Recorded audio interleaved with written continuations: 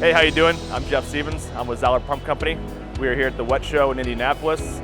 We got a lot of products on display here. One thing I want to touch on here is our 803 residential grinder. What you're going to find with this grinder is it's going to go into applications where you might have some wipes, some feminine products, things like that might get into your typical sewage pump and clogging it up. So what we have is our, like I said, our 803 grinder. It's got a cutter on the bottom, which you can see on the screen. And what that's going to do is any solid that comes in contact with it, it'll shred it up and push it down the line instead of pushing all the products or all the wipes and sewage, all that stuff as a whole. This is going to grind it up and send it out that way. So I would love to demonstrate it for you, and you can see it in action. So again, this is our 803, half horsepower, 115 volt grinder pump, residential application, light commercial.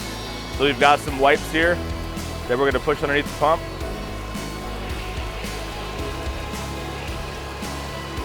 And you can watch on a screen there in real time. So you can see that wipes are no match for the grinder. So any application, any tough application, you're having issues with the sewage pump, highly recommend swapping it out with the 803 pump. Thanks for stopping by. We appreciate it.